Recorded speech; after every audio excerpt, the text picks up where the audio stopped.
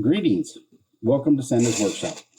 Today I'm going to be talking about chatelaines. Chatelaines are basically like Swiss Army knife type devices that Victorian age women would wear either outside of their skirts that held little chains that had different devices on them that they needed to use, like scissors or thimbles or sewing kits or things like that. We were going to go over and talk about how to add those to a current costume today, a costume that you made today, and how to adapt that same idea to costumes that may or may not have pockets for use other than Victorian age costumes. So give me a few minutes to get to the workshop, and I'll let you get a look at how I set things up and a few options that I've come up with for making chatelaines. Well, I know you didn't really want to see me. You wanted to see me work. So I'm going to demonstrate a few things. I found this, or actually I was given this little emblem that I could make a chatelaine out of fairly easily because it's got a place at the top that I could connect to a belt or even to a pin or somehow sew it onto like a waistcoat or a petticoat of some sort. And then I could attach to the bottom. I could even solder on other rings on the side to let it drape from there. A lot of the chatelaines I looked at online had a major decorative piece, and then below it, the more utilitarian pieces that had the chains that went down to the different devices that they were carrying on their hips, on their chatelaine.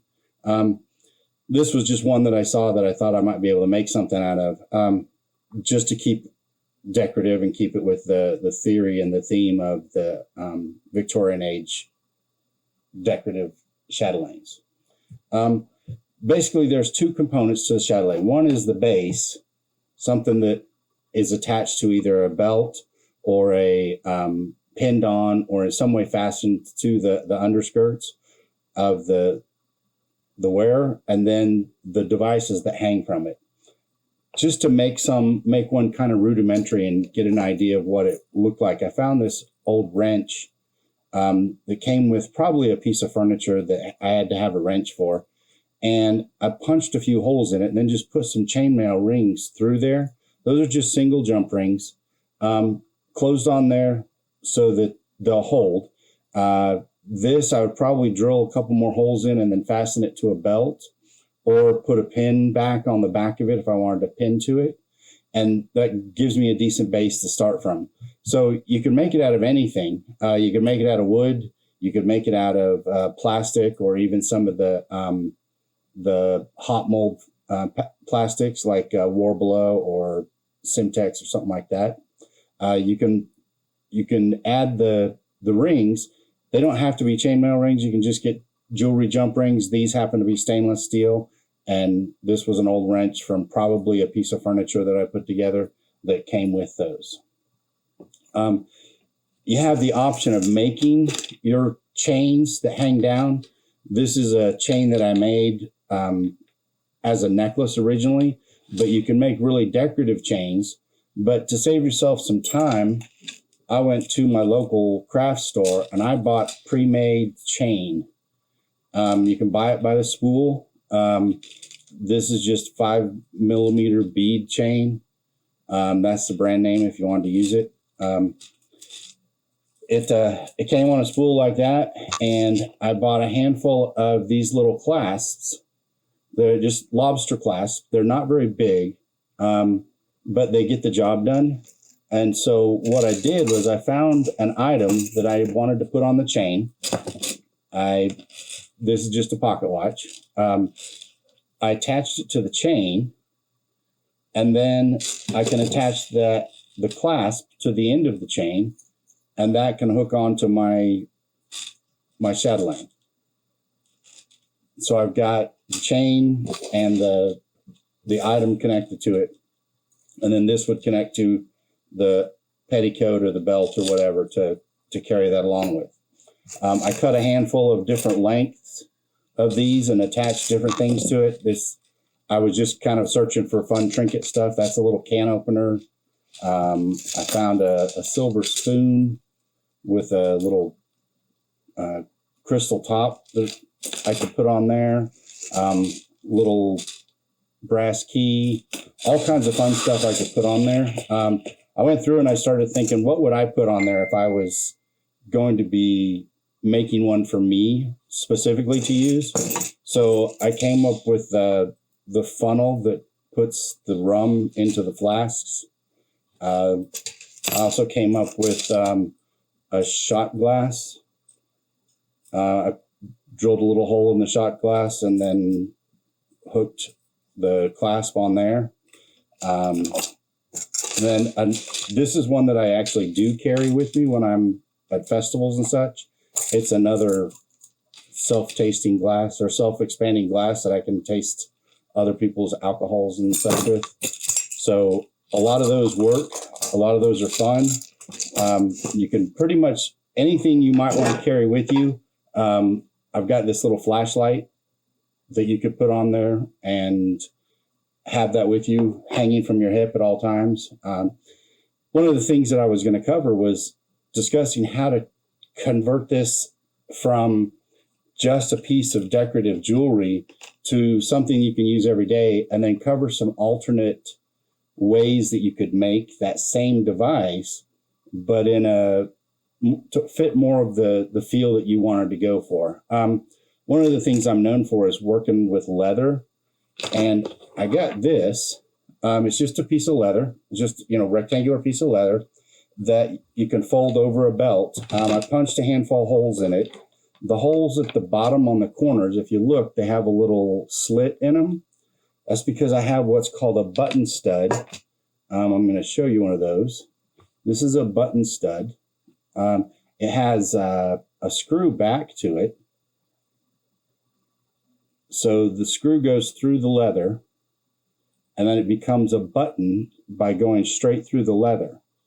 So on the back of these, you can see here, I've put these button studs. So when I fold this over, I push the button studs through those holes with the slit in them, and they hold that closed. So this could go over a belt, and we've got little places, or little D-rings there that you can hold you can put your chains onto. So if you look here, we've got 4 already there. Fairly simple to put a D-ring on. We've got the D-ring. I cut these little pieces and punched holes in them so they would go on there. And then the rivets are 2-part cap rivets, so they have a cap on either end. Normally you would use an anvil and a hammer and a set to set these, but I found that they're so small that if you want to, you can just use a decent pair of pliers to reach in there and smash them flat. So I just have a pair of pliers. I smash it, then come at it from the other direction and smash it flat again. And that rivet's set now. So we added that. We now have 5 little places to hold devices on this leather chatelaine. This was like a hat pin type thing that I got from Tandy Leather that I added to that, so it just give it a little decoration. Now, instead of having to use chains to connect all of these, we could use other things. Like right now, one of these chains would just kind of hook on here using this clasp. One of the things I was experimenting with was putting the hooks on the other end. So like in the cases of the shot glass, the hook is on the end by the shot glass, and this top would be connected up here. To connect the rings or the chain to either to these rings permanently, or to the clasp, or to the device, I was just using another jump ring, one of the chainmail jump rings. So it's just one ring. You can get them in different sizes. You can make them yourself. You can even use a split ring, which is like the same type of ring that they use for keychains. These little tiny ones are the ones that I've been using to connect the jump rings the pre-made chain to the devices. So you can see there's one right there. That's the same size as this one. Okay. Cutting the leather and such like this is fairly easy. Just make sure you've got more than double the width you need to go over the belt. I made this one for a 2.5 inch belt. So if somebody was wearing a big size belt, like even a gunslinger's belt that has the ammo on the belt, this would still fit over that. Won't quite fit over my 4-inch Santa belt, but it will fit 2 or 3 inch belt fairly easily. Fairly easy to make. Not a lot of extra work. This special hole cutter, hole punch for these, if you don't have that, you can cut the hole and then make that slit in there. So if you look closely, it's just a single punched hole and then a little slit going down wide enough to let the ball of that button stud go through there. So you've got a leather chatelaine, you've got a metal chatelaine. You can make them out of plastic or whatever. You can make them extremely decorative. You could, if you wanted to, tool a piece of leather to have a name on it or whatever. As part of my research, I was looking at different things you can use to connect the device to the chatelaine. We've got leather strips. You could use just leather thong if it matches the costume better, if it's the right color.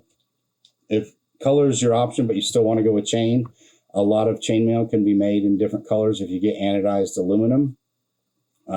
Something I was playing with, we've also got ribbon.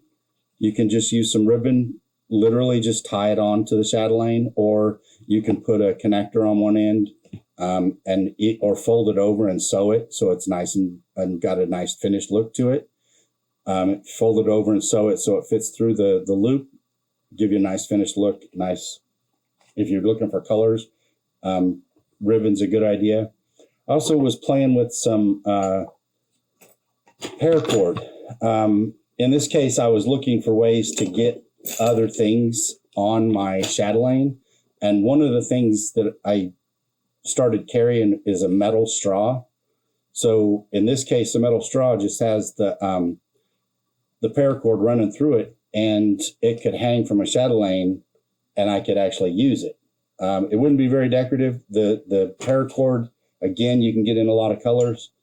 If you wanted to use paracord, that would give you another option to get your colors matched where you like them. Some other things that I added to, if you want to make a more modern one, you can use like a USB jump key or a USB thumb drive you could put on your chatelaine. I've even got a dog training whistle that I was putting on there to give it a shot, see if it worked. And then, of course, I've got a jingle bell.